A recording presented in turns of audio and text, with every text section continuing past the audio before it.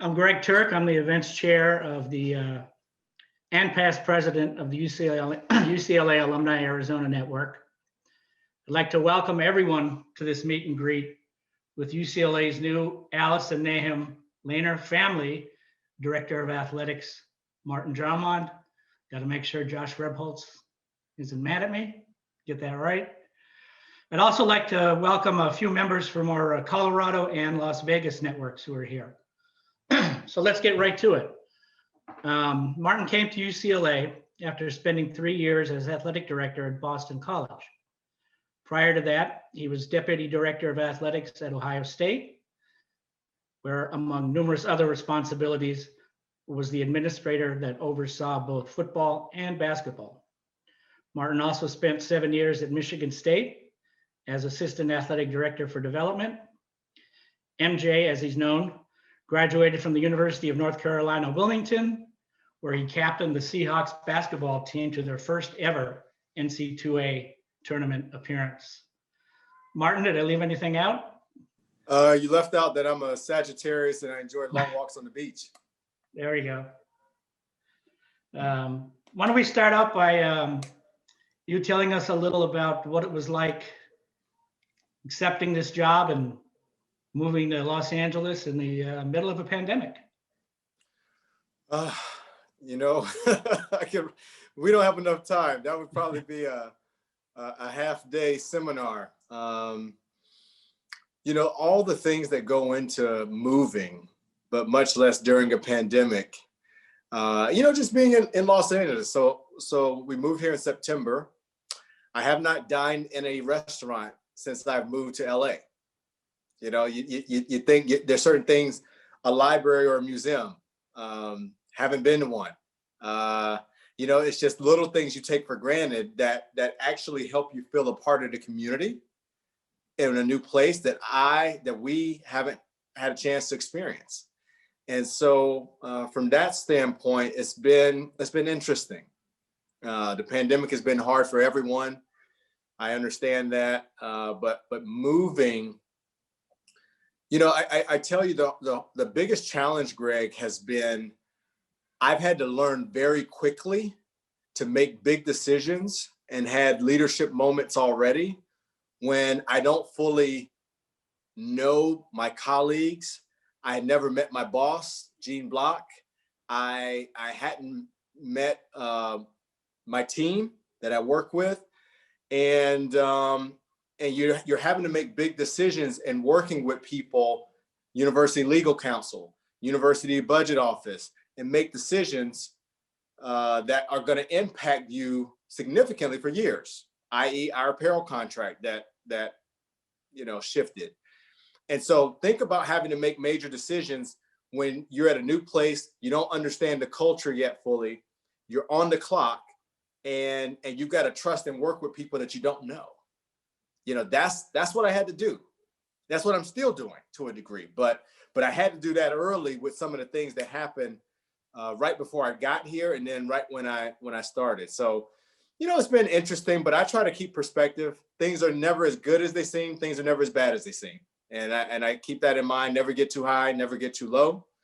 And I'm a positive person, an energy person by nature. You'll see that about me. And I just try to stay up. You do the best you can and you roll. And that's what I've tried to do. Great. I'd like to throw it open to any, I have a list of questions, but I'd like to throw it open to the group first. Want to just unmute and raise your hand? And again, I can talk a little bit about myself. I don't know how familiar everybody is with me. I would say if you don't know anything about me, raise your hand. That might be a better way to do this. Yeah. See, okay. See, Greg, you're assuming, Greg, that everybody's like you, that let me tell you a little bit about me, and then we can jump in. So, my background, I'm from North Carolina originally, from the South, and I played college basketball at UNC Wilmington, as Greg mentioned. I worked at Michigan State for 7 years, worked at Ohio State for 8 years, and was at Boston College for the last 3 years.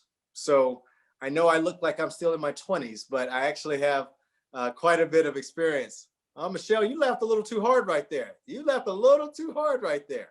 I like to think I'm still, can still pass for young. But a little bit about why I came. I never saw myself at UCLA, much less the West Coast. I was in the Midwest and the South and then the Northeast.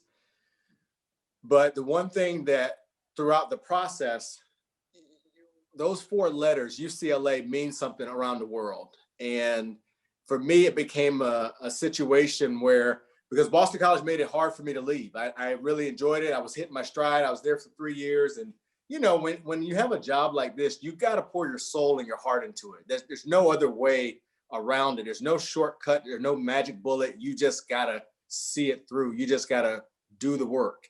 And when you pour so much of yourself, your family pours so much of yourself, it's hard. It's really hard. And usually when you have a job, as you all know, you're usually either not there as long as you thought you'd be, or you're there longer than you thought you'd be. It goes either way. And for me, the deciding factor was, I didn't want to go a year from now and say, man, you turned down the opportunity to lead UCLA's athletic program. And it's those 4 letters. And I come back to that because that's what means something to me. And I know that's what means something to all of you on this call. And I want to tell you that has power to change the world and transform those 4 letters. And so that's what brought me to Westwood. And I never saw myself here, but I'm a big believer that God puts you where your work lies ahead, your best work. And that's what it is for me. And that's why I came. I have a wife, Jessica. She's a dentist. She's great. She's the rock.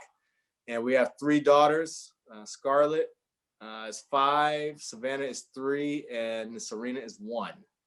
So we got a full house, lots of fun. Not a lot of sleep, but lots of fun. It's just been, I'm sure we'll get into this, Greg, but it's just been a crazy, let's see now. I started July 1. I moved here September, 8 months. It's been a crazy, I think that's 8 months. I don't know. Somebody have to count me on that one. 6. Yeah, 8 months, February, 8 months. But you know what? I'm enjoying it. And I think our best days are ahead. Sounds good. So for all you to raise your hand, hopefully that gave you a little more about me and who I am and why am I here? Why am I here on this Zoom? Well, let me ask you about the 5 letters that I've heard you talk about. You could tell us a little about that. Oh, yeah. Yes. So I'm a big believer in self-talk. I think we all have had coaches or mentors over the years that have spent time poured into us. But I think the coach you have in your head has been the coach with you all your life. So you better be sure that you can shape and form that narrative that coach tells you every day. And so I'm a big believer in self-talk and positivity and energy. And when I got here, I like to think of something that drives and motivates me, my team, my colleagues every day. And for me, that's when I think of UCLA, I thought elite. Right when I took the job, I thought elite, like our athletics program is elite. But when I say that, I don't mean elitist. I don't mean better than others. What I mean is elite to me is a mindset. It's a method that you attack the day, and it's a focus that you have. And it stands for energy, leadership, integrity, toughness, and excellence. That is elite. That is UCLA athletics. And that's what we're going to be about every day. That's going to drive us. That's our ethos. It's the work. Notice I didn't talk about games being won or lost. Notice I didn't talk about championships. I think success and excellence is an everyday pursuit. You have to have energy. For you to be great at anything, you've got to have the energy and passion for what it is that you're doing. I'm a big believer in that. So you got to have energy. And that it starts there. Leadership starts with leading yourself. We've got to have the discipline. And I'm talking about all our coaches and our staff, the discipline and to lead ourselves and do the things that we need to do to give ourselves our best chance and our student athletes the best chance at success. Integrity, we don't cut corners. That's a non-starter. That's number one. We're going to do things the right way at UCLA. We're not going to worry about what everybody else is doing. We're going to worry about what we're doing. And toughness, that's a big one for me. You got to have grit. A lot of times it's just holding on when everybody else lets go. We got to see it through. We're going through hard times right now. We have challenges. Sun will come out, but we got to be tough. If you want to be great, you got to be tough. You got to hang in there when it gets hard. And the last E is excellence. That's what we're about. We want to be excellent in everything we do. We have a rich legacy and history of Bruins that came before us in athletics that have gone on to transform the world. And we stand on their shoulders, and that's excellence. And we want to try and aspire to be excellent in everything that we do. Doesn't mean we're going to win every game. Doesn't mean we're not going to have bad days, but we're going to bounce back, and we're going to have an elite mindset. So when you hear, we haven't rolled it out yet. We're working on a video now. It'll probably come out by the end of this month. When you hear elite, that's what it means. Energy, leadership, integrity, toughness, and excellence. So that's what Greg is talking about. Michael. Hello, my name is Michael Whitten. I'm actually crashing your event. I'm the president of the Central Coast Alumni Association in San Luis Obispo, California. And thank you for having me, and welcome to UCLA. Welcome, Michael. Welcome. So thank you. I'm actually from the Midwest, and you said a lot of things that resonated. One of the people that I admire as a coach, and I come from a sports family too, is Tony Dungy. And he has this, you said elite, and it reminded me of what he says when he uses the term uncommon. And he played at Minnesota. He's a Big Ten person. My family's Big Ten people too. So how do you, that elite and uncommon, how do you think the UCLA athletes will respond to that and make them better men and women and athletes? And that's, you said some amazing things, and I think that's the key. So how do you feel that's going to translate to creating this culture here at UCLA? Leadership starts at the top. And that's a great question, Michael, but it starts at the top. So it really starts, as far as the student athletes, it starts with the coaches, because they're the ones that spend every day with our student athletes. They're the one that have the greatest impact on our students. I'd love to be able to spend more time and talk to every one of our 700 student athletes, but the reality is, if you're on that basketball team and you're one of those 13, Corey Close and Mick Cronin are going to have the biggest impact on your time at UCLA. And so it starts with them. And I have to lead, and I have to set that tone. I'm a big believer in that. And so what that means is, it's never enough. You'll hear me say that in fundraising too. I saw right before we started to give to the Arizona Alumni Chapter to help a student. Whenever you make a gift, I always say, hey, it's never enough. So the next time Greg makes a gift, I'm gonna say, Greg, thank you, but it's never enough. I'm always coming back. But that's what you're gonna get out of effort from me. The focus you're gonna get from me. I'm gonna try to do more than what others do to show you that that's what it takes if we want to live up to what UCLA needs to be. And that's excellence. That's elite. And again, I'm not talking about wins and losses. If you take care of business and you have a focus and a process and a grind it out, see it through, and you recruit talent and you develop. That's the only two things we do. We recruit talent and we develop talent. That's it. And if you do that, you don't worry about the results. The results will take care of themselves. You'll see the work, so I try not to focus on the result. I focus on the process. So Michael, to your point, how do the athletes respond? I hope they respond positively. I've seen some positive already. And, being a new person coming in, coaches are filling you out. They're filling me out. They're trying to see how I operate. And already we've had some moments where, I have to say, that's not going to cut it. I talked to a head coach about someone they wanted to hire a couple months ago. And, a lot of times an AD doesn't get involved in hires because, to be honest with you, you want the coach to have a level of accountability and responsibility with who they want a part of their program leading the young men or young women. And I just wasn't comfortable with who the coach was going to hire. And I expressed that. And I said, I don't think that fits the standard that UCLA has. I think you can do better, and that's part of it. That's part of it. Now, I'm not going to do that every time, but I'm going to do it sometimes. And so you have to know when to assert yourself and when to take a step back, Thank you. Can I ask one more quick question too? Michael, you can ask whatever you want, man.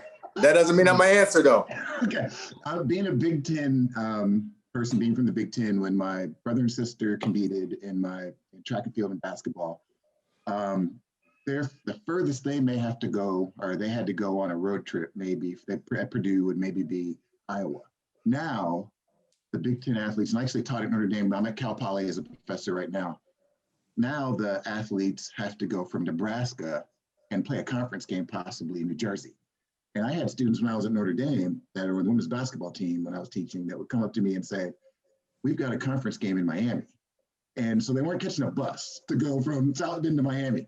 Do you think that at some point now they've got the Big Ten network, they've got the Pac-12 network, that there's going to be a super conference someday that's going to be national? I mean, do you think that we're going that direction? I think that could happen. I don't know if we're going that direction. A lot of it is based on your contract with your TV partners, and so that has to align. That said, I think the better question, or what I see going as far as that travel, is I think the pandemic has accelerated some things that were probably in the works already or talked about. Like, for example, we've talked a lot about in baseball, for example, or softball, we may have to travel down to Florida to get a quality opponent to help our RPI standings. So we might have to spend, I'm making this, I don't know how much, but let's just say we have to spend $15,000 for baseball to go play University of Texas for 3 days. I think you're going to see now more, especially with the financial challenges and the pandemic. Now I might ask John Savage, do you have to go to Texas to get that, just to get some RPI points for your NCAA placement? What if we play your folks? What if we played San Diego State? Maybe they're not as good as University of Texas, but instead of paying $15,000, we might pay $1,500. I think, and it's less travel. I think you're going to see more decisions. We're already doing that at UCLA just to save money. With travel and putting restrictions on that, and not worrying about, well, I got to go here to play this person because they're good, and that's going to help my standing. That's going to help my RPI, my percentage. Is that going to be, after a pandemic, as important as it was before? I don't think it will. It still may be. You may see that in women's basketball. You still may need to do that, but for some of the other sports, do you really need to go that far to get a game? I think you're going to see more regional travel when it comes to out-of-conference scheduling. That's what I think you'll see more of. Somewhat on that vein, a couple of people asked about Olympic sports, and given the budget shortfalls, is everything secure? Yeah, well, from an Olympic sports standpoint, yes. We're very proud of the portfolio of sports that we offer. We've had tremendous success, as you all know, 118 national championships. I don't even know how many Pac-12 championships or Pac-10 championships. I got to find that out. I need to know that number. But we're incredibly proud of those young women and young men that compete in some of those sports. And we have a lot of Olympians too. So, from my standpoint, that's not something that we're going to do. I never say never, because, you go through a pandemic, a once in a lifetime, hopefully, knock on wood, once in a lifetime situation. Things can change, but that's not in our plans to cut any sports. We're proud of the sports that we offer, and we're great. We're excellent in those. And those are, you want to have a diversity of thought, but you also want to have a diversity of sports that you offer to attract the best and brightest to Westwood and become Bruins and be great when they leave. So I think that's important. That's not all baseball players. That's not all football players. We have some wonderful cross-country. I'm talking to one of our cross-country student athletes tomorrow who's going to graduate, and she's actually going to get a master's and use her last year of running to transfer to BC after she graduates from UCLA. So she emailed me out of the blue to ask me questions about Boston and Newton. And I thought it was cool. I'm talking to her tomorrow. We have some wonderful, amazing student athletes in all of our sports. So So that's the focus. You know, we're going to try to figure out our financial challenges with campus. We need some help. You know, we're looking at a loan and working with campus on that, because we need it. We need help. It's not going to be a Martin Jarmond or just an athletics thing. This is a UCLA challenge, and we got to come together. And Gene Block has been incredibly supportive of those efforts, and understands and loves and appreciates athletics for what it adds to the fabric of campus and UCLA. So no, that's not going to change. Vincent. Hi, another crasher. I'm with UCLA Alumni DFW. I'm the game watch. Dallas Fort Worth, I-35. There we go. And I was actually part of UCLA Alumni Austin also when I went to UT for my master's. But Vincent, I love getting down there. You will have to set up an event. I like getting to Dallas. I was just wondering if there was any way, like what we've always hoped to do here in Dallas is make every game that's around here feel like a home game for our athletes. So I had like baseball came out last year, I think, and there was a tournament, and we tried to show up to every game, tried to be loud, but it's really hard for us to follow when people are coming here. Would there be a way for us to get a schedule based regionally on when people are coming here? Vincent, that's a great question. The answer is yes, we should be able to do that. Now, schedules come out at different times, but that said, once the fall schedules come out, we should be able to kind of get all that information in one place, to where we say, you know, Texas, these sports are playing then. I think that would, yes, the answer is we should be able to do that. It's going to take some work, but we should be able to do that. I know exactly what you're saying. Maybe it would be nice at the beginning of the fall, say August or September, to have something that comes out for maybe all the alumni clubs. If you're in Northern California, or if you're in DFW, or if you're in Chicago or New York, this is when sports in the fall are coming there. We should be able to do that. That's a great suggestion. I think Tori is my colleague that kind of runs my work life. She's on here. Tori, there's Tori. Let's make sure we note that. Okay. The Vincent point about knowing where teams are playing. That's a good one. That would be for next year though.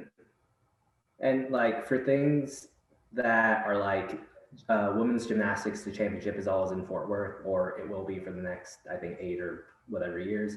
You know, it's been hard for us to find where to sit, where to buy tickets. And like, I've talked with some of the gymnastics parents. I've like, just because I go to that event, you know, fairly often, but the only way I know where to go is because I've talked to them personally. There's no contact for us at UCLA to figure out where is the UCLA section. And there typically is a UCLA section. So would there be any way for us to, you know, have that information a little bit more easily? Vincent, I don't know. I don't want to answer something that I have no idea about. I don't want to promise something that I can't deliver. And I also say, I know the gymnastics world is serious business. These gymnastics fans are, they are passionate. I've already learned that, so I am not going to guarantee that I can deliver on that. What I can guarantee you is we will raise the question, and it's probably, you know, again, you're talking probably next year because you're not going to have fans really. But we will certainly raise the question. But I just don't know that. That's a level of detail your 8-month into the job athletic director hasn't had a chance to grapple that, Vincent. I know. I've had some big things I've had to do, Vincent. Big things.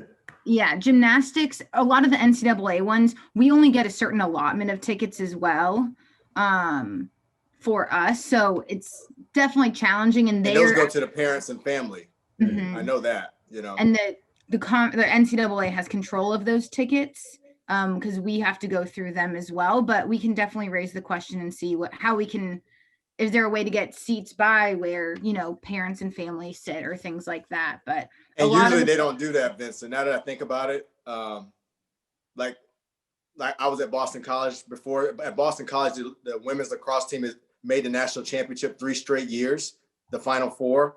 And I remember I had alums who were on the first program of women's lacrosse calling me because I wanted to let the coaching staff, not stress the coaching staff out, calling me trying to get tickets, and I couldn't get them in the section, and they were mad at administration in Boston College. And the reality is all the tickets you get go to the families, and then you're trying to work with Maryland. Well, they going to use all of theirs. You just don't have as many tickets as you would think when it comes to like multiple teams there. But that's something we can definitely ask. But that's the challenge with NCAA championships. Martin, why don't you tell us a little bit about the Nike Jumpman negotiations? See my duct tape over the UA logo there.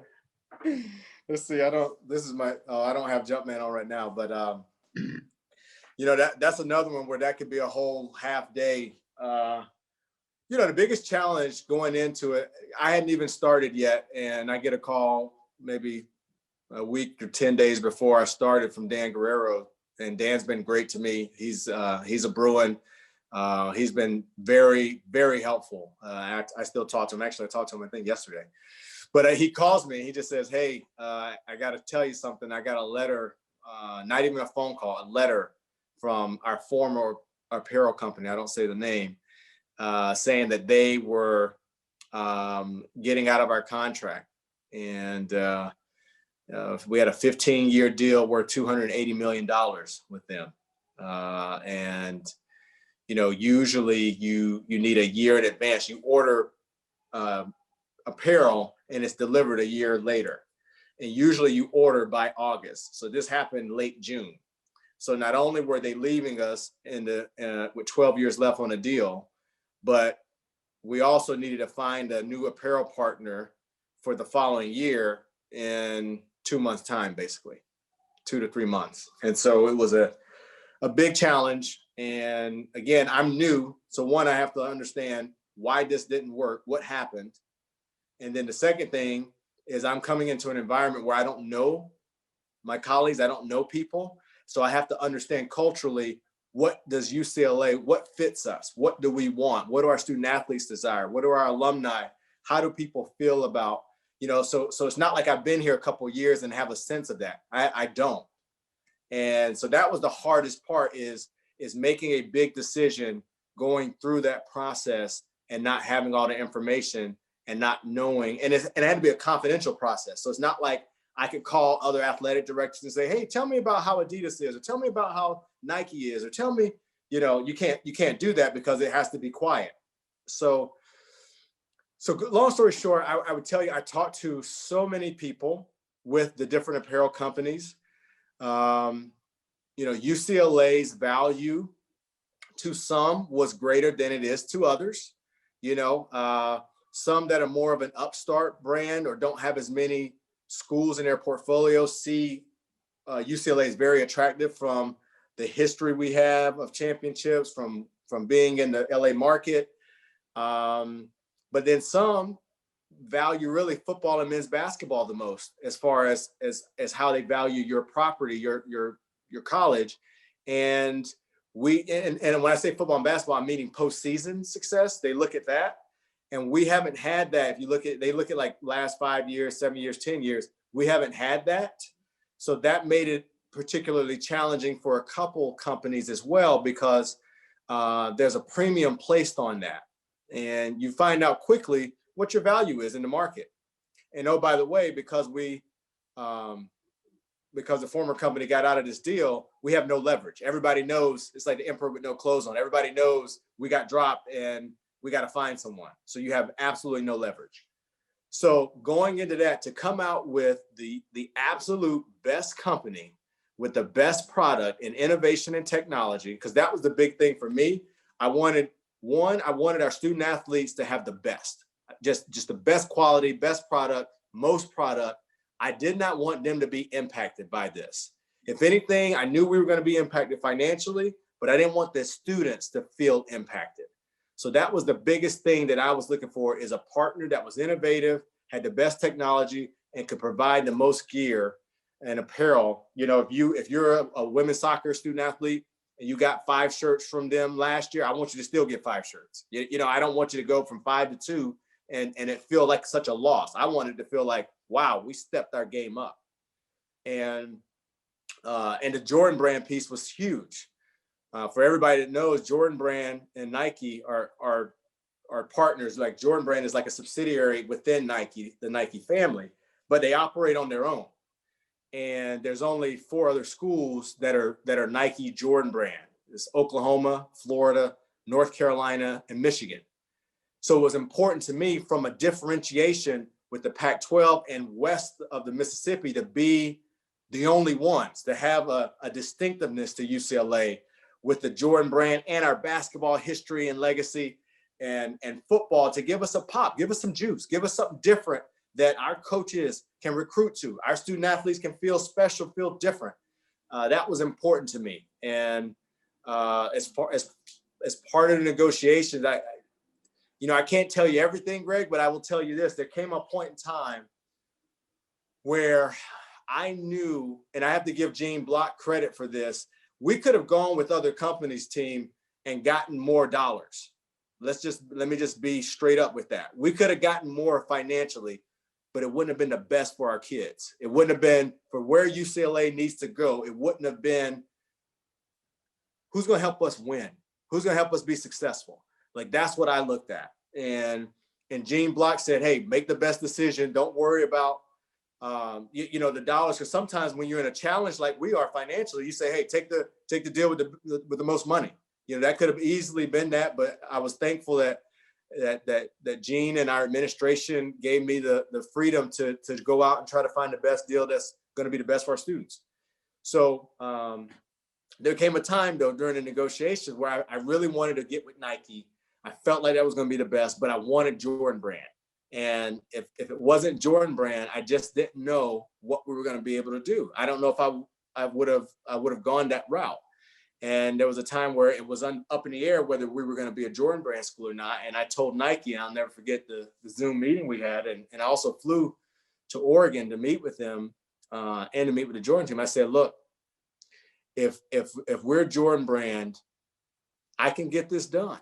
I said, if we're not Jordan brand, I don't know how this is going to shake out. We might look at something else that's going to be better financially for us, for example. And I just made a pitch, and I said, with what Jordan brand represents and what Michael Jordan represents and UCLA and the history of success, not just winning, but off the court, off the field, because Jordan brand is only football and basketball. So that's the only men's and women's basketball and football.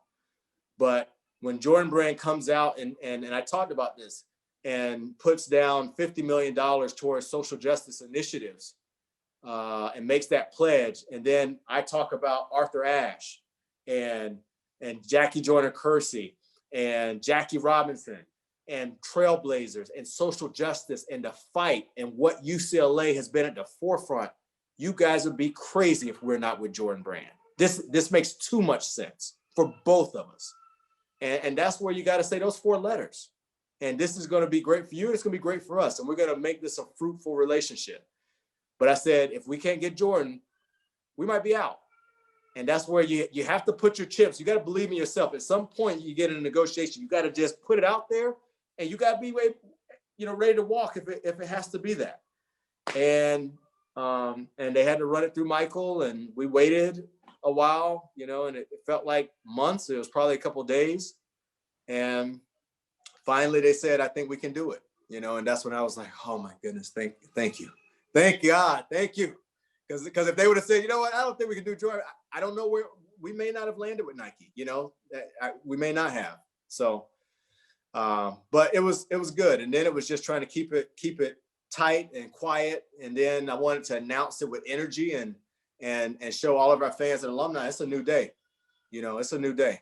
And we're with the best. We're elite. They're elite. We're with the best.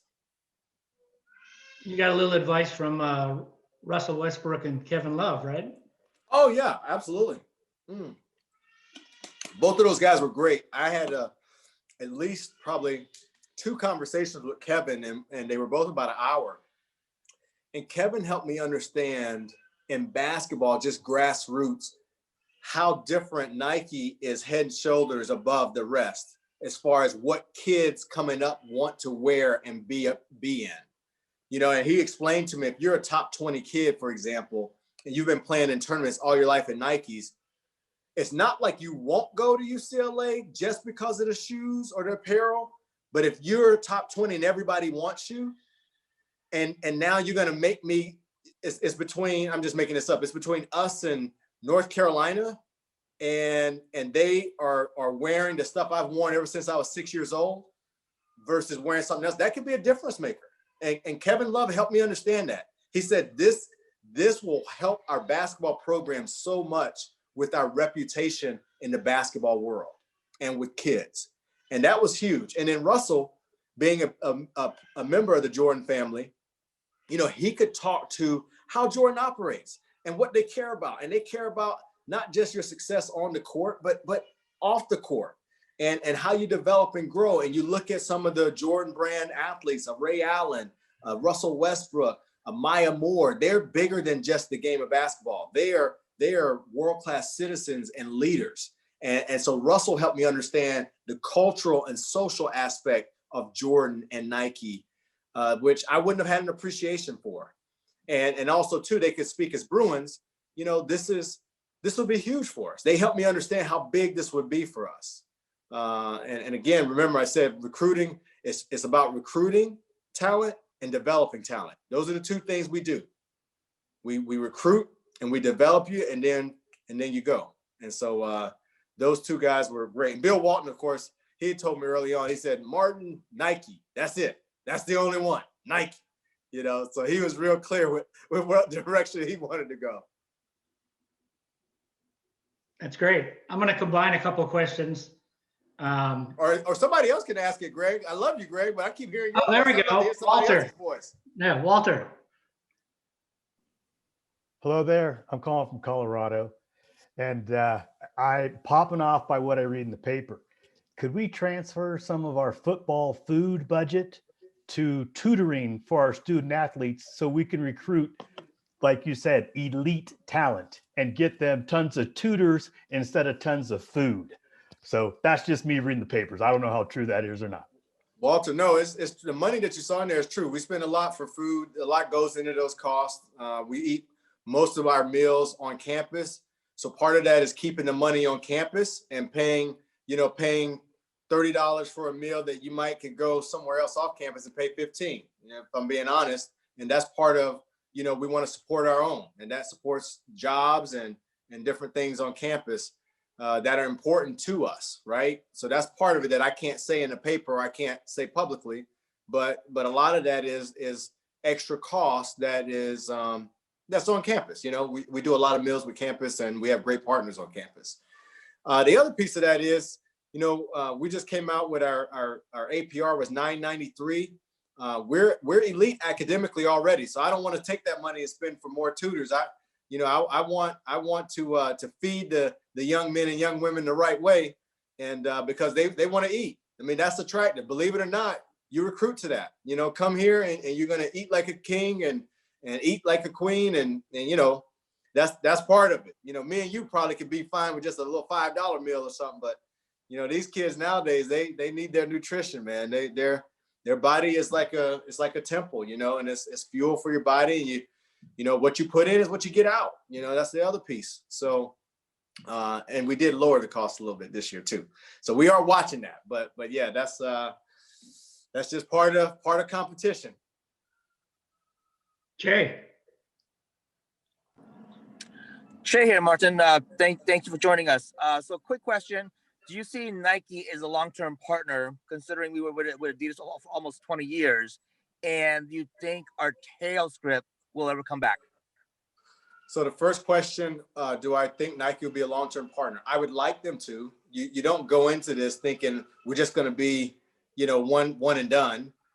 We have a 6-year contract, which is short in our business, but I wanted a shorter contract to come up around the time of the LA Olympics to try to use that energy that we have around LA and the Olympics to get a better partnership, a better deal. I hope it's with Nike and Jordan brand. But if I said it was, then I won't have as much leverage, Jay. So we'll have to see what transpires in 2028 and 2027. But you'd like to. They're great. They're elite, and we like to. And then the second part of that is, so this happens sometime. Hi, Savvy. This is my daughter, Savannah. Hi. Daddy's doing a Zoom right now, honey. She likes to Zoom bomb my Zoom sometimes. I'll be down soon. Okay. If you hear her crying downstairs, Zoom life. Can't do anything about it. We're home, baby. And Dad, when are you gonna go downstairs? I'm gonna go downstairs in about 15 minutes. Okay. All right. I'll see you soon. Oh boy. I knew she was gonna come in at some point. It's just a matter of time. Oh, it's a matter of time. Anyway, where was I? Script. Che, you said something about the script. I don't know. I have no idea. You know, Nike's gonna have their own flair. We're gonna ask for things. They're gonna say no. We're gonna say no. We're gonna say yes. It's you know, we'll have to see where we land.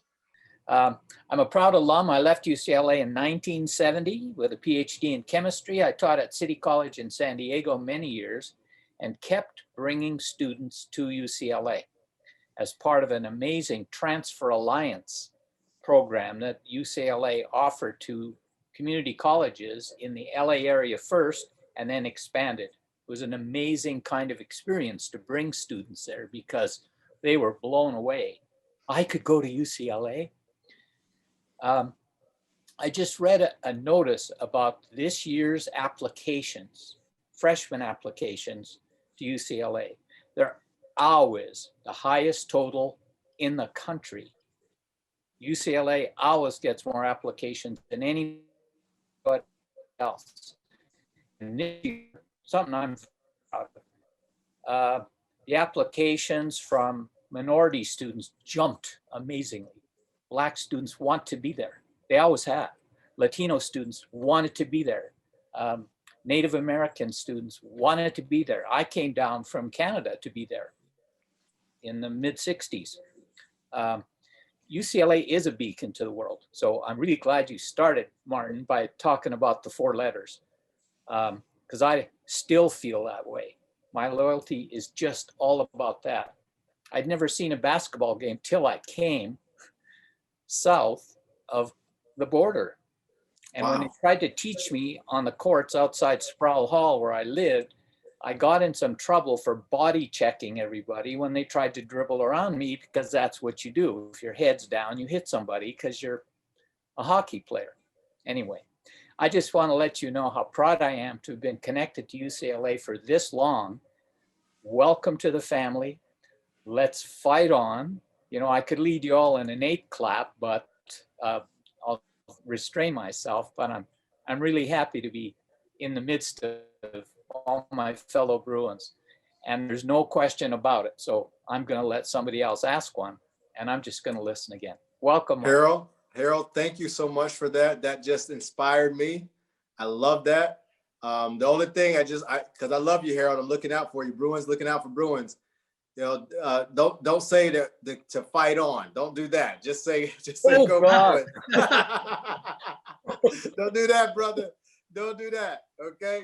Hey, there was a day when, you know, SC would come over to campus and do nasty things, and Bruins were known to go to SC and do some kind of nasty things there. The best of them all was UCLA students hiring a helicopter, flying down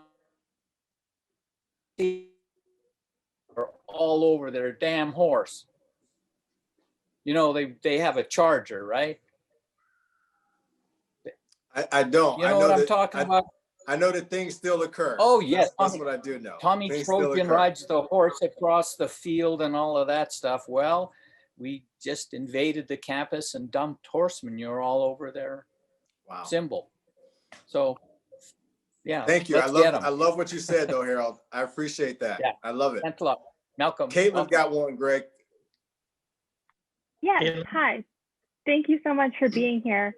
While I was at UCLA, I worked in the athletic department, and one of the big things, kind of, you know, the big symbol was first to 100 national championship. And while I'm totally on board with it's not all about national championship, is there a little fire in the belly that Stanford has surpassed us a little bit with natties, and are we working to kind of, get that on top again? Caitlin, I can only answer that for me. No, because the way the way it's set up, it's hard to catch them, and I'm not big on trying to. I don't know if it's a fool's errand. I'm not big in trying to catch something that systematically it's just hard to do. So no, I'm more focused on how do we be the best UCLA we can be, and the other thing too, I don't like that pursuit of Stanford or the natties, as you said, is, not all of our programs are at a national championship level right now. And I want to elevate those that are not and keep those that are there. And so I think that has to be the focus, because when you start talking about national championships, if you're certain sports, the chances of you winning a national championship are not that good. And so you alienate people, right? And I want to motivate and inspire. So, if you, and I'm making this up, rowing, I don't think we've ever won a national championship. I don't know if we would win a national championship in rowing. So I don't want to stress that too much. I want to stress continuous improvement, being elite, competing for a Pac-12 championship maybe, but I don't even really like talking about championships. Now, when we win it, I'm gonna pump it up. Trust me. I mean, you're gonna know that we won one, but I'm more about the process. I think that's where it's at. It's just the day-to-day, put your head down, do the work, come up for air, and you're like, wow, we did this. We accomplished this. That's the fire in my belly's for. I could lie to you, Caitlin, and say, yes, we want to get 119 and, but this should be the best we can be. Walter. One quick question. I noticed earlier when you started, Martin, you said that you haven't had a chance to go out to eat. Are there any young alumni on the call that could give some recommendations to make sure you go? Like when I was in school, Saks number 5, chicken teriyaki, extra sauce, and extra rice. No salad, extra rice. Best thing in Westwood. So I'm sure there is something around there that we can feed you to make sure you're well fed. So, oh no, I'm sure I can figure that out, Walter. I'm just saying I haven't been able to eat inside a restaurant yet in LA. So you can't eat inside during the COVID, but when you can go out, you need to have those things lined up for you. Make sure you know where to go. Got to get that good food around Westwood. Absolutely. You can email me. Email me or put it in the chat. And Tori can tell me. Seppies. Anyone else? Where do you see, Martin, the program in at the end of 1 year and maybe at the end of, say, 5 years? Well, I hope that we're not sitting on 118 national championships, to Caitlin's point. You like that, Caitlin? There you go. I hope we're not sitting on 118, at the end of 1 year or 5 years. I would like to see more of our programs competing at a higher level. Some of those that are not. I can say this, I'll give you an example. Mick, we should be a top tier men's basketball program, and that's his goal. That's my goal. Like that's UCLA basketball, that's important. So at the end of a year, 5 years, I hope that we're celebrating that, for example, men's basketball has won a championship, or, we've had some runs. That's important. That's a goal. Not to single that program out, but I'm just saying that's an example of a program. If you look at the last 6 years, we haven't won a championship, or we haven't competed, even if you don't win a championship, at the highest level. Like, we got to get that one, consistently. This year has been nice because we've been number 1 in the Pac-12 most of the year. That feels right. So I would say goal 1 year, 5 years, be more competitive in some of our sports, raise that profile.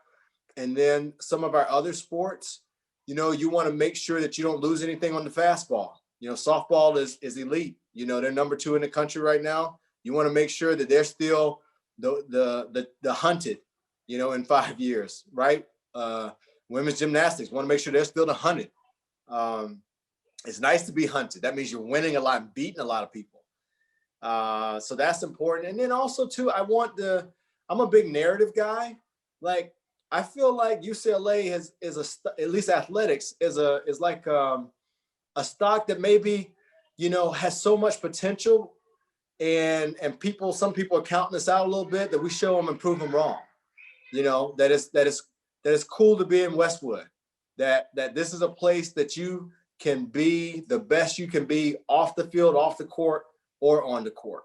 And that's what we got to get to. It's elite. So, I'd have to do our strategic plan, Greg, which we haven't done yet. I want to do one to tell you exactly, hey, 5-year goals, this, and this. But, just off the top of my head, I want to be more competitive in some of our programs. I want to keep those that are at the tip of the iceberg right there, and I want alumni to be proud of your athletics program, knock on wood, no major scandals and things that we can control as far as our staff and coaches and student athletes making good decisions, educate as much as we can, and have a program that all of you are proud of. That's important to me. Great. We're coming sort of toward the end. Let's take I can hear Savannah outside my room, so I know Savannah's going to come in here. So my turn? Yes. I graduated a long time ago. What's a long time ago, Stephanie? Well, in the 4 years I was at UCLA, we lost 2 basketball games. Okay. We were NC2A we used to call it the UCLA Invitational. Okay. Anyway, I really want to thank you, because in all my years, you are the first AD that has reached out to people, to alums. And I appreciate it. And if you could do one thing, it would be to get the UCLA games on DirecTV so I can watch them, because we don't get the local things and it drives me crazy. Well, Stephanie, that's something I'd love to help with. Unfortunately, we're in a contract till 2024 that doesn't allow it. But I hear you. It's not good. I don't know what else to say. That's not good. But I appreciate your kind words. You alumni, you guys are the backbone. You're the ones that show our current and prospective students what it means to be a Bruin. And so the most, I have to ask this of you, in your engagement with UCLA, first engage, just like you've been doing. You got to engage with UCLA. You have to get involved, whether it's networking opportunities for our students, whether it's internship, or you know of companies that are offering that kind of thing. You got to engage with us and continue that engagement if you are doing that.